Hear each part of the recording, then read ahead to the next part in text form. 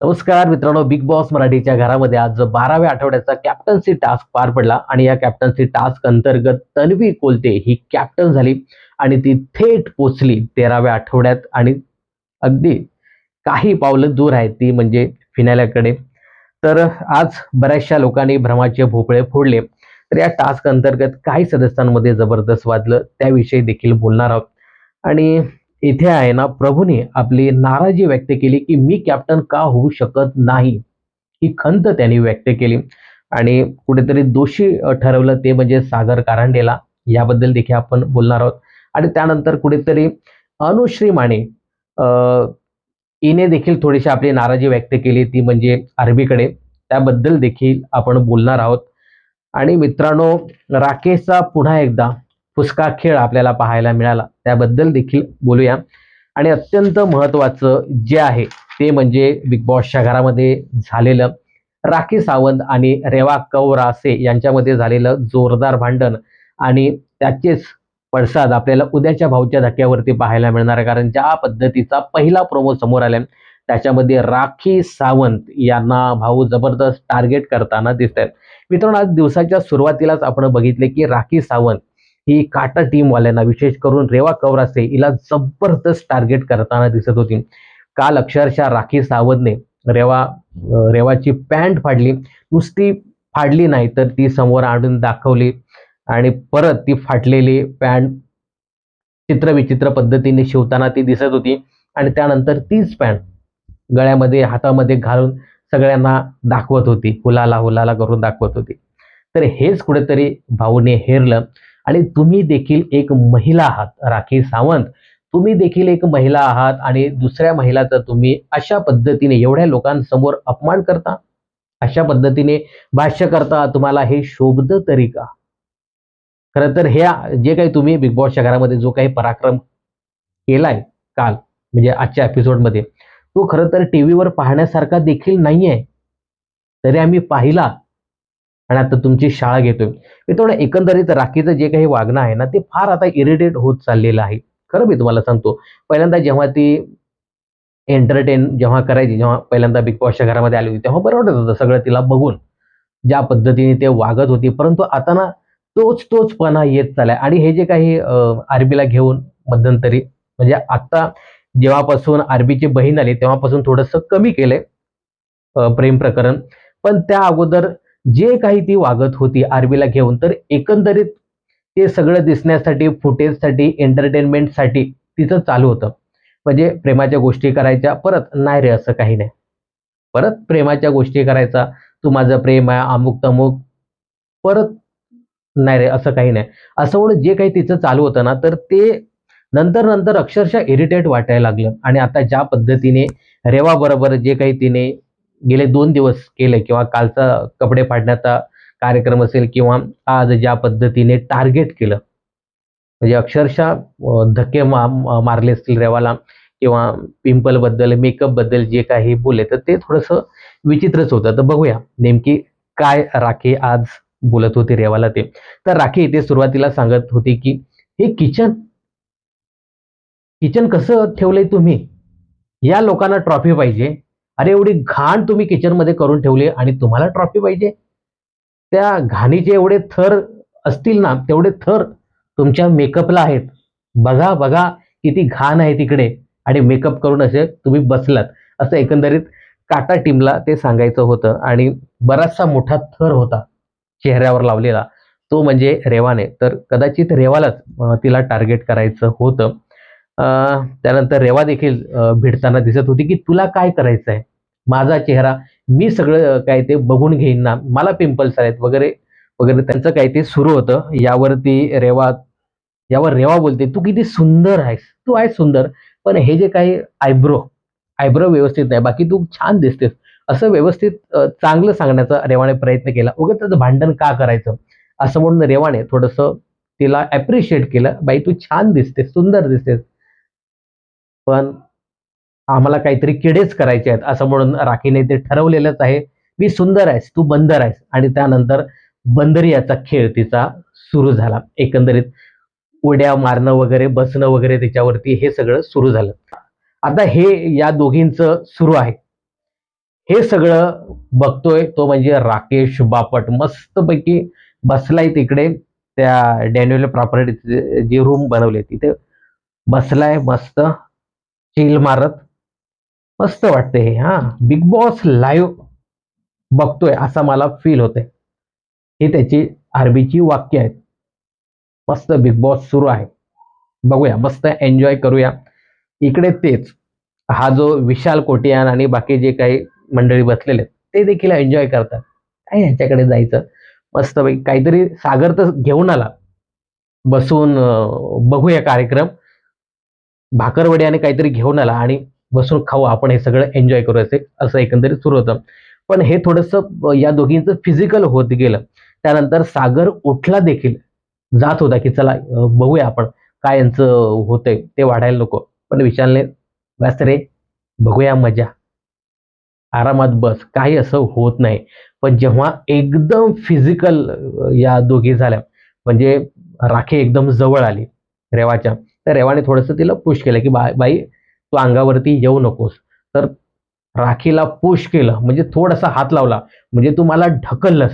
राखीच्या भाषेत किंवा राखीच्या बाबतीत असं की मला तू थोडासा हात लावला म्हणजे तू मला पुश केलंस, आता मी काय तुला सोडते का. त्यानंतर मग राखीने देखील सुरू केलं. आता विशाला असं झालं की आता इथे बसून चालणार नाही.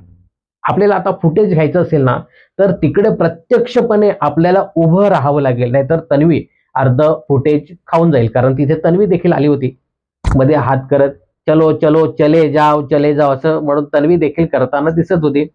विशाल बोलतो की नाही, आपल्याला याच्यात पडावं लागेल, नाहीतर तन्वी अर्ध याचं फुटेज घेऊन जाईल. पण इथे राखी प्रचंड भडकली की तू देखील मला हात लावायचा नाही, तू एक पुरुष आहेस, तू पुरुष मला टच करू शकत नाही.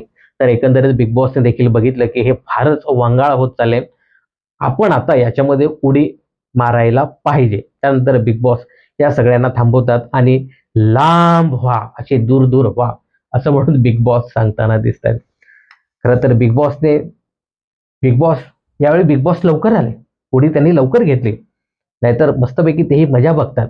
चला, खरं तर आज थोडंसं दाखवायला होतं कारण पुढे काहीच नव्हतं, बरोबर की नाही. ठीक आहे. आता राखीचं याच्यामध्ये देखील समाधान होत नाहीये. राखी इकडे विशालच्या बाजूला आणि ही काटा टीम एका बाजूला, त्याच्या थोडस बाजूला इकडे रेवा बसलेली आहे आणि त्याच्यावरनं तेही तिला खटकते राखीला. मग दीपालीने रेवाला जवळ घेतलं की बाई इथे बस, इथे बस, आमच्याच ग्रुपची आहेस तू, इथे बस आणि इथून बोल. त्यानंतर पुन्हा एकदा राखीने सुरुवात केली, हा बसा बसा, घ्या तिला डोक्यावर बसवा, अमुक झालं तमुक झालं, असं बसा तसं बसा, इकडं तिकडं वाकडं तिकडं करायला लागली, पाय वरती हात वरती. सागर कारंडे सांगत असेल, बाई कुठून आलो मी या बिग बॉस मध्ये. तर सागरची तेव्हाची रिॲक्शन अगदी भारी होती. तर मित्रांनो, ज्या पद्धतीने राखी सावंत बिग बॉसच्या घरामध्ये वागते ना, तर हे खरंच आता इरिटेट व्हायला लागलं. आणि रितेश भाऊने देखील याच्यावरती भाष्य केलं की अब कुछ ना कुछ करना पडेगा. राखी, ज्या पद्धतीने तुम्ही वागताय ना, तर हे आता महाराष्ट्राला पटलेलं नाही आणि आता महाराष्ट्राने ठरवलंय की बस, आता तुमचा टाइम अप झालाय. गेल्या वेळी भाजी फेकली होती, त्यामुळे रितेश भाऊने थेट कॅप्टन पदाची उमेदवारी काढली. आणि आता काय शिक्षा देतात. बहुतेक मला असं वाटतं की आता जेव्हापर्यंत बिग बॉस आहे, मुळात राखी सावंत जेव्हापर्यंत आहे या शो मध्ये, जोपर्यंत आहे तोपर्यंत कदाचित तिला थेट नॉमिनेट देखील करतील, अशी काहीतरी शिक्षा कदाचित देऊ शकतात. तर असा आज ड्रामा बिग बॉसच्या घरामध्ये राखी वर्सेस रेवा कौर असे पाहायला मिळाला. खरं तर राखी ना खूप करते, एवढं टार्गेट कोणाला करू नये असं मला वाटतं. आणि उगाचच रेवाला तिथे ती टार्गेट करत होती, असं माझं वैयक्तिक मत आहे. याबद्दल तुम्हाला काय सांगायचं हे कमेंट्स करून नक्की सांगा. त्यानंतर बिग बॉसने कॅप्टन्सी टास्क आणला आणि त्यामध्ये बिग बॉस सांगतात की इथे बऱ्याच लोकांना भ्रम आहेत की मी काही न खेळता फिनालेपर्यंत जाऊ शकतो किंवा मी एखाद्या ग्रुपमध्ये खेळून पुढेपर्यंत जाऊ शकतो. आणि बऱ्याच लोकांना असं वाटतं की माझा गेम चांगला आहे, स्ट्रॉंग आहे, मी आरामात कॅप्टन होऊ शकतो, मी पुढेपर्यंत जाऊ शकतो. असे बरेच भ्रम सदस्यांना पाहायला मिळतात. तर याच भ्रमाचे भोपळे तुम्हाला आज फोडायचे आहेत. राखीबाई, राखी बोलते, येस येस बिग बॉस, बोला बोला. बिग बॉस सांगतात की तुम्ही भाऊने ज्या पद्धतीने तुम्हाला सांगितलेलं आहे, शिक्षा दिलेली आहे, की तुम्ही कॅप्टन पदाचे उमेदवार होऊ शकत नाही. त्यामुळे तुम्ही बाद होतात. पण तुमच्याकडे एक विशेष अधिकार देतोय, की तुम्ही एका सदस्याला या कॅप्टन पदाच्या रेसमधनं बाहेर काढायचं आहे. तेही योग्य कारण देऊन. त्यानंतर तुम्ही ज्या सदस्याला काढणार आहे, तो सदस्य दुसऱ्या सदस्याला काढणार आहे, तेही योग्य कारण देऊन. तर इथे राखी आर्मीला निवडते. खरं मित्रांनो, राखीने आर्मीचं नाव घेतलं. माझ्यासाठी खरंच हे शॉकिंग होतं, की आर्मीला काढलं तिने. म्हणजे कालपर्यंत जीव देत होती राखी आर्मीसाठी, की क्या क्या करू तेरे लिए असं म्हणत राखी वागत होती. तूच माझं प्रेम आणि तूच माझा पती, तूच माझा परमेश्वर असं म्हणून राखी सांगत होती. तिनेच थेट आर्मीलाच कॅप्टन पदाच्या रेसमधनं बाहेर काढायचं ठरवलं. तर थोडंसं शॉकिंग मला वाटलं. पण इथे राखीने कारण बघा काय दिलं. राखी सांगते, की "तू अजिबात कॅप्टन होऊच शकत नाही आणि तू झालास तरी व्यवस्थित कॅप्टन्सी तू करू शकत नाही." राखी बोलते, "अरे, मी हे काय सांगितलं?" "नाही, नाही, असं नाही. पण तू एकदम साधा, समजूतदार माणूस आहे. तुला असे चक्केपंजे नाहीये." म्हणजे राखी लगेच पलटते असा राखीचा गेम आहे. राखी ते सांगताना दिसते, की "तू एकदम भोळा आहेस. तू साधा आहेस. तू अगदी साधा मनुष्य आहेस. तू असं बिग बॉस सारखा असा गेम खेळू शकत नाही. तू लोकांना हँडल करू शकत नाही. त्यामुळे मी तुला या कॅप्टन पदाच्या रेसमधनं बाहेर काढतोय." कदाचित ज्या पद्धतीने राकेशच्या बहिणीने जे सांगितलं ना, की थोडीशी दूर राहा, तर हाच कुठेतरी राग कदाचित राखीने काढला आणि या आर्वीला कॅप्टन पदात कॅप्टन पदाच्या रेसमधनं बाहेर काढलं. आता आर्मी सांगतो, की "कळतंय मला तुमचं काय म्हणणं आहे ते. कालपर्यंत तुम्ही सांगत होतात, की तुम्हीच योग्य आहात. तुम्हीच माझे पती, तुम्हीच माझे परमेश्वर आणि मी आज दूर झालोय. कळतंय मला तुमचा गेम. चिखलात दगड मारण्याचा तुम्ही प्रयत्न करताय." तर थोडासा आर्मी देखील रागावला. तर इथे आरबी बाद होतो आणि आरबी बोलवतो तो म्हणजे अनुश्रीला. "अनुश्री, तुमचा गेम मला जास्त कळत नाहीये आणि तुमचा गेम मला थोडासा वीक वाटतोय. अजूनही तुम्ही मला असं वाटतंय, की विशालच्या इन्फ्लुअन्स खाली तुम्ही खेळताय. एकंदरीत तसंच पाहायला मिळतंय. तुमचा गेम दिवसेंदिवस वीक होत चाललाय. असं का?" अनुश्री बोलते, की "मला आता याच्यावरती काहीच बोलायचं नाही. याच्यावरती हा गेम संपल्यानंतर मी तुझ्याशी व्यवस्थित बोलेन." असं मी सहज बोलतो, कारण त्यांचं नंतर डिस्कशन दाखवलेलं आहे. तर जो काही भ्रमाचा भोपळा इथे राकेशने अनुश्रीचा फोडला आणि बाद केला, त्यावर अनुश्रीला काहीच बोलायचं नाहीये. पण अनुश्री इथे रेवाला बोलवते आणि रेवाबद्दल बोलताना ती म्हणते, की "मला या बाईचा गेमच कळत नाही. हिचा काही गेम आहे का? तेही मला माहिती नाही. म्हणजे ही कळतच नाहीये. ही का बिग बॉसच्या घरामध्ये आहे?" असं म्हणून अनुश्री सांगताना दिसते. "तेव्हा तू बिग बॉसच्या घरामध्ये तरी का आहेस? का आहेस तू बालिके? तुझा काहीच गेम बिग बॉसच्या घरामध्ये नाही. मी तुझ्या भ्रमाचा भोपळा फोडतो आणि तुला या कॅप्टन पदाच्या रेसमधनं बाहेर काढतो." त्यावर रेवा म्हणते, की "माझ्या गेमबद्दल बोलतेस? मला माहीत आहे, की मला कुठे मुद्दे, कुठले, कसे, केव्हा मांडायचे हे मला चांगलंच माहिती आहे आणि बिग बॉसच्या गेमबद्दल सांगायचं झालं तर मी अशी एकुलती एक कंटेस्टंट आहे, की मीच बिग बॉसच्या घरातील सगळे नियम पाळते. बाकी कोणीच पाळत नाही. सगळे नियम मी पाळते आणि माझा गेम हा खूप वेगळा आहे. हे तू समजू शकत नाही बालिके. कारण तुलाच गेम खेळता येत नाही." असं म्हणून त्यांचं थोडंसं बोलणं पाहायला मिळालं. त्यानंतर अनुषने इथे रेवाला कॅप्टन पदाच्या रेसमधनं बाहेर काढलं. आता रेवा कोणाला बोलवेल हे चांगलंच माहिती होतं. काय झालं ना, की खरं तर रेवा ही दीपालीच्याच पावलावर पाऊल ठेवून बिग बॉसच्या घरामध्ये आली किंवा तिच्यासारखाच खेळण्याचा प्रयत्न करते. जशी दीपाली आहे ना, एखाद्या सदस्याला टार्गेट करते, त्याच पद्धतीने रेवा देखील एखाद्या सदस्यालाच टार्गेट करायचं. म्हणजे ते टार्गेट संपलं, की मग दुसऱ्याला.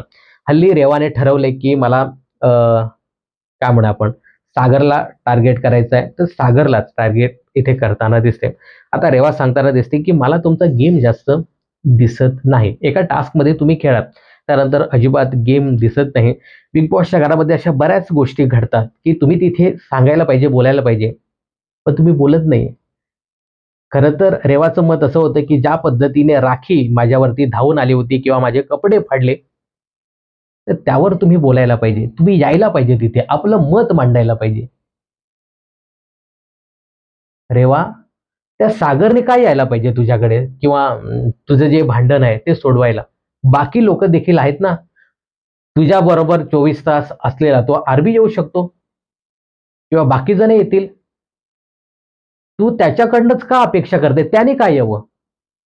तू काय बॉन्ड लिहून घेतलाय का? की सागरने यावं, माझ्यासाठी उभं राहावं? तुझे कपडे फाडलेत, तू सॉल्व्ह कर ना. तू जर शांत राहिलीस, तर ती राखी अजिबात बोलणार नाही. तूही उत्तराला प्रत्युत्तर देतेस. त्यामुळे हे सगळं घडतंय. म्हणजे मी असं सांगत नाही की तिने देऊ नये म्हणून. खरं तर राखीला तूही उत्तराला प्रत्युत्तर देते. त्यामुळे राखीकडनं साहजिकच येणार आहे आणि तू जेवढं प्रत्युत्तर देते, तेवढं तू नक्कीच स्ट्राँग राहायला पाहिजे. तू दुसऱ्याकडनं का अपेक्षा करतेस? आणि सागरकडनं तू का अपेक्षा करतेस? बाकी लोकं आहेतच ना, ते येतील ना. प्रत्येक वेळी सागरनेच का यावं? त्याने काय ठेका घेतलाय? तुम्ही काय बॉन्ड लिहून घेतलाय का? की माझं असं काही झालं, की सागरने यायला पाहिजे, बोलायलाच पाहिजे. नाही बोललं तर मग मी त्याची कॅप्टन्सी काढणार, त्याला नॉमिनेट करणार. अरे, असं कुठे आहे? सागरने अगदी व्यवस्थित म्हणजे झटक्यात उत्तर देत तिला गार केलं. मला असं वाटतं ना कधी-कधी ज्या पद्धतीने दीपालीला मुद्देच मांडता येत नाही म्हणजे तिला कळतच नाही काय बोलायचं ते. त्याच पद्धतीने या रेवाचा देखील गेम आहे असं एकंदरीत पाहायला मिळतं. कारण तिच्याच पावलावर पाऊल ठेवून ही सध्या खेळताना दिसते. तर सागरने जबरदस्त तिथे उत्तर दिलं आणि काय सांगत होते, की भोपळ्याचा कपडा फाडते. म्हणजे एवढी त्या कपड्यामध्ये म्हणजे काय सागर बोलला ना, की रोटी, कपडा, मकान याच्यावरती सध्या तिचं सुरू आहे. अगदी बरोबर आहे. तसा तिचा गेम सध्या बिग बॉसच्या घरामध्ये सुरू आहे. तुला जर राखीशी बोलायचं आहे, लढायचं आहे ना, तर तेवढी ताकद देखील ठेवायला पाहिजे. दुसऱ्याने माझ्यासाठी यावं, अशा भ्रमात तू राहू नकोस. खरं तर हा शब्द सागरने वापरायला पाहिजे, की कोणतरी तुझ्यासाठी धावून येईल, अशा भ्रमात तू राहू नको. असं काहीतरी सागरने नक्कीच बोलायला पाहिजेच होतं. तर इथे रेवा सागरचा भ्रमाचा भोपळा फोडते आणि त्याला कॅप्टन पदाच्या रेसमधनं बाहेर काढतो. आता साहजिकच आहे इथे सागर हा छोटूलाच घेऊन येणार होता आणि सागर बघा, सागरचं असं आहे ना, छोटूबद्दल असं वाईट मत नाहीये. तो पहिल्यांदा तू गेम कसा खेळतोस आणि त्यानंतर मग तो व्यवस्थित मुद्दे मांडतो. तर इथे प्रभूबद्दल बोलताना सागरदादा म्हणाला, की "तो एंटरटेनमेंट नक्कीच करतोस, प्रयत्न करतोस, परंतु तेवढा गेममध्ये दिसत नाही." हां, तर तो ठीक आहे. काही-काही एंटरटेनसाठी तो कपडे घालून येतो, काही ना काही करत असतो. पण तसा गेम त्याचा बिग बॉसच्या घरामध्ये दिसत नाही. म्हणूनच तो उद्या भाऊसमोर उभा राहणार आहे तिकडे धक्क्यावर. तर ही गोष्ट कुठेतरी प्रभूला चांगलीच खटकते, की माझा गेम समजत दिसत नाही. मग मी हे केलेलं, मी ते केलेलं. त्याचं प्रभू पुराण नंतर सुरू होतं. तो समजूनच घेत नाही प्रभू अशा गोष्टीत. आपला एक सूर धरूनच ठेवतो. तर इथे प्रभूचा भ्रमाचा भोपळा फोडला जातो. आता प्रभू बाहेर गेला म्हणजे तो कोणाला घेऊन येणार आहे? तो साहजिकच विशालला घेऊन येतो. पण इथे विशालसाठी तो काय कारण देतो माहीत आहे का? मी बोलतो एकेकाळी जेव्हा विशाल कॅप्टन होता, त्यावेळी मी त्याला एक काम सांगितलं होतं, की "हे बाबा असं-असं काहीतरी होतंय." विशाल बोलतो, की "हे माझ्या कॅप्टन्सीमध्ये येत नाही. मी हे करायला कॅप्टन झालोय का?" तर कदाचित ते घडलं असेल काहीतरी त्यांचं बोलणं झालं असेल, ते आपल्याला दाखवलं नाही. तर एकंदरीत हीच गोष्ट पकडून विशालला कॅप्टन पदाच्या रेसमधनं बाहेर काढला. आता विशालला बाहेर काढलं म्हणजे विशाल कोणाला बाहेर काढणार? आता हे ना सूत्र पण आपल्याला कळायला लागलीत, की हे झाल्यानंतर हे झाल्यानंतर हे, त्याच्यानंतर हे असं घडत येणार. असाच काहीसा गेम आपल्याला आता कळून चुकलाय. विशाल दीपालीला सांगतो, की दीपालीला इकडे विशाल दीपालीला आणतो आणि दीपालीबद्दल बोलतो, की आता आम्हाला दोघांनाही 11 आठवडे झालेत. परंतु मला आहे ना दीपालीचा गेम अजिबात अ, कळत नाही किंवा दिसतच नाही गेम. दीपाली काटा टीममध्ये आहे, परंतु दीपाली कोणाची प्रायोरिटी आहे हेच कळत नाही. मित्रांनो हे आहे पण. तर व्यवस्थित अगदी विशालने दीपालीचा गेम तिला समजवण्याचा प्रयत्न केला, की "तू काटा टीममध्ये आहेस, परंतु तुझा इंडिव्हिज्युअल गेम असा पाहायला मिळत नाहीये आणि तुला जर काही बोलायला गेलो, की तू लगेच इमोशनल होते आणि रडारडीवरती येते. त्यामुळे काय बोलायचं हेच कळत नाही. मित्रांनो, हे दीपालीचं नक्कीच आहे, की तिच्यावरती कोणी वार करायला लागला, म्हणजे ती सगळ्यांवरती वार करणार. परंतु जेव्हा तिच्यावरती सापसूप असे वार व्हायला लागले, की मग लगेच रडारडीची गाडी आणायची, की मग कोणी आपल्याला बोलणारच नाही. तर असा एकंदरीत नक्कीच दीपालीचा गेम पाहायला येतो. तर हाच गेम कुठेतरी विशाल कोटियान तिला दाखवण्याचा प्रयत्न करत होता, परंतु नाही. दीपालीताई सांगतायत, की तुझ्या नजरेत माझा गेम नसेल, परंतु माझ्याच नजरेत गेम आहे आणि तो मलाच दिसतो. आमचा काटा खूप स्ट्रॉंग आहे. मी तन्वीला इकडे घेऊन आलोय आणि काटा ग्रुप स्ट्रॉंग आहे. बघा, आमच्या काटा ग्रुपने तुम्हा सगळ्यांना एक-एक काढलं, परंतु तुमचा काटा आमचा काटा काढू शकला नाही. मित्रांनो, हे ना खरं आहे, पण हे मान्य करावं लागेल. दीपालीचं हे जे आहे ना, की बघा, खूप प्रयत्न केले. प्रत्येक वेळी या प्रत्येक वेळी या टोळीने काट्याला नॉमिनेट केलं, परंतु त्यांची जे आता तर 5 आहेत, ते 4 सदस्य आहेत ना, ते स्ट्रॉंग असेच राहिले. किती त्यांच्यामध्ये भांडणं लावली, काही झाले, तरी ते स्ट्रॉंग राहिले आणि त्यांच्यातला एकही फुटला नाही. बघा, त्यांची मतभिन्नता आहे वेगवेगळी. पण यांच्यामध्ये असं झालंय ना, की काही झालं, कितीही प्रयत्न केले लोकांनी, आपली मतं वेगळी असली, म्हणजे बघा प्रत्येक वेळी हे लोकं प्रत्येकाच्या विरुद्ध बोलताना दिसलेतच. चुगल्या दाखवल्या ती गोष्ट वेगळी. पण यांच्यामध्ये ती एकी नक्कीच तशी पाहायला मिळाली. या लोकांना नॉमिनेट करण्याचा प्रयत्न केला टोळीने काट्याला. परंतु यांच्यातलं कोणी गेलं नाही. परंतु उद्या एक जण मित्रांनो यांच्यातनं जाणार आहे. तर नक्कीच हे दीपालीचं जे म्हणणं आहे ना, ते योग्य आहे, की टोळीने खूप काट्याला फोडण्याचा, डिवचण्याचा किंवा मग नॉमिनेट करण्याचा प्रयत्न केला. परंतु हे लोकं हलले नाही. तर इथे विशालला दीपाली काढते. त्यानंतर उरतात 2 सदस्य, ते म्हणजे संकेत आणि तन्वी. साहजिकच इथे माहिती आहे, की दीपाली ही संकेतला बाहेर काढत तन्वीला कॅप्टन्सी देऊ करणार. परंतु संकेत एक प्रयत्न तर करूया आपण, झालं तर झालं, असं होणार नाहीये. पण संकेत इथे सांगताना दिसतोय, की नक्कीच मला सांगायचं आहे, तुम्ही मला बाहेर काढण्या अगोदर, की तन्वी नॉमिनेट नाहीये. मी नॉमिनेट आहे. मला तुम्ही एक संधी द्या. मी तुमच्यासाठी नक्कीच चांगला गेम खेळेन. म्हणजे तुमच्या टाटा टीमसाठी मी लॉयल आणि चांगला गेम खेळेन आणि कॅप्टन्सी देखील चांगली करेन. आता याच्यामध्ये अनुश्रीला मध्येच पचकायची काय गरज आहे इथे? बोलतो तन्वी चांगला गेम खेळू शकते, ती तर त्यांच्याच टीममधली आहे. अनुश्रीचं जे मी नक्कीच बोलणार आहे. हल्ली अनुश्री आहे ना, ही आपला इंडिव्हिज्युअल गेम दाखवण्याच्या नादामध्ये आहे ना, ती कुठेतरी भरकटत चालली. तर याच्यावरती आपण नक्कीच बोलूया. तर इथे बरीच तू-तू, पाहायला मिळाली संकेत आणि दीपालीमध्ये. दीपालीला काही मुद्देही ठेवता येत नाही. पण ते काटा टीमवरनं मग ते स्त्री-पुरुष समानता याच्यापर्यंत आले. मला असं झालेलं, की यार तुम्ही संपवा हे एकदाचं. दे ना बाबा, तुला तन्वीला कॅप्टन्सी द्यायची आहे ना, देऊन टाक ना आणि संपव. फार ते इरिटेट वाटत होतं. तर ठीक आहे. इथे संकेतचा फुगा फोडत नाही, पण इथे दीपाली एक शब्द बोलली, की "संकेत, तू विशालच्या डोक्याने तर खेळतोस, परंतु मला आता असंही दिसून येतं, की तू राखीच्या डोक्याने सुद्धा खेळतोय." असं म्हणून थेट भ्रमाचा भोपळा फोडला आणि कॅप्टन केलं ते म्हणजे तन्वी कोलतेला. तन्वी कोलते, राधा कृष्ण, राधे राधे. हल्ली काहीतरी हे वेगळंच तन्वी घेऊन आले. तर ठीक आहे, तन्वी कॅप्टन झाली. तन्वी, तुला मनःपूर्वक शुभेच्छा. तू थेट पोहोचलीस 13व्या आठवड्यात आणि तू लवकरच फिनालेपर्यंत जाणार आहेस. त्यानंतर मित्रांनो आहे ना, प्रभू खूप नाराज झाला आणि आपली नाराजी प्रत्यक्षपणे कॅमेऱ्यासमोर मांडताना दिसतोय, की मी का कॅप्टन होऊ शकत नाही? का असं माझ्या बाबतीत असं प्रत्येक वेळी का होतं? असं व्हायला नाही पाहिजे. खरं तर हा प्रश्न आहे ना मित्रा प्रभू, छोटा काळू डॉन, हा तुझ्या ताईला विचारायला पाहिजे, तुझ्या ग्रुपला विचारायला पाहिजेत होता, की मी का कॅप्टन होऊ शकत नाही? तुझीच लोकं तुझी बाजू घेत नाहीये आणि तू सागर दादाला जाऊन तिकडे सांगतोस, की मला तुम्ही कॅप्टन पदाच्या रेसमधनं का बाहेर काढलं?